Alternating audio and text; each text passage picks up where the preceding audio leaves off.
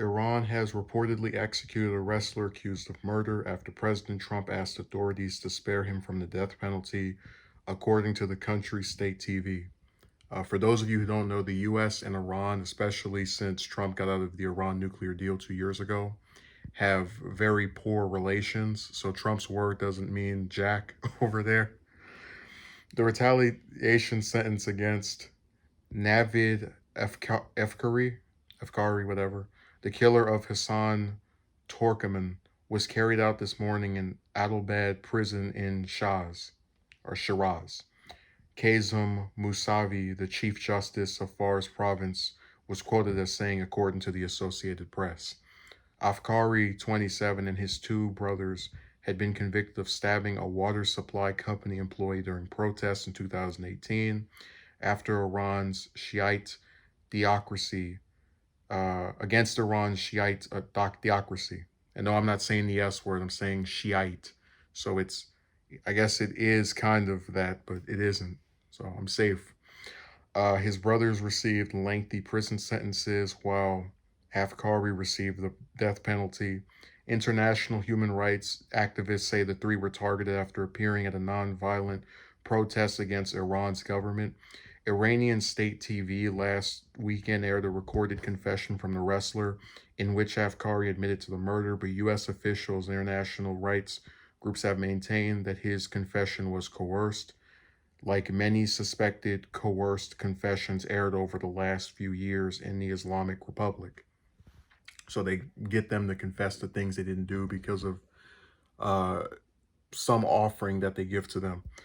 Trump earlier this month tweeted about the case, writing that Afkari's sole act was an anti-government demonstration on the streets. The president made a plea to Iranian officials, writing, "To the leaders of Iran, I would greatly appreciate if you would spare this young man's life and not execute him. Thank you." UFC President Dana White, a political ally of Trump, also spoke out against the case.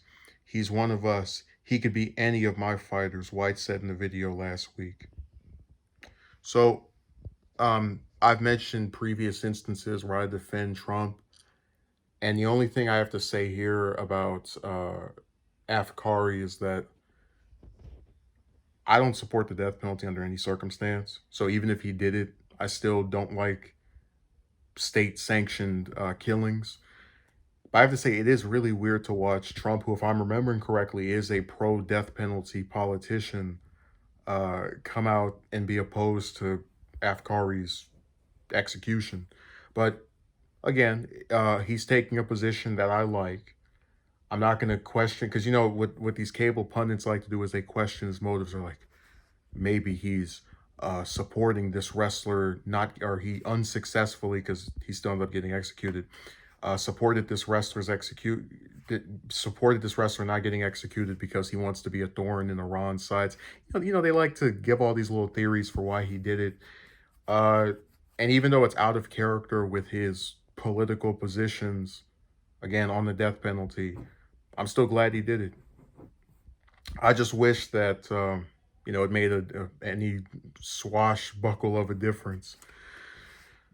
So it's another sad event. And I guess what is really irritating is I've been accused of being an Iran backer because I defended them against the U.S. pulling out of the Iran nuclear deal. But even with that being said, I can still recognize and critique certain disgusting things that their government does. Just because one group is right sometimes doesn't mean they're right all the time, or even most of the time.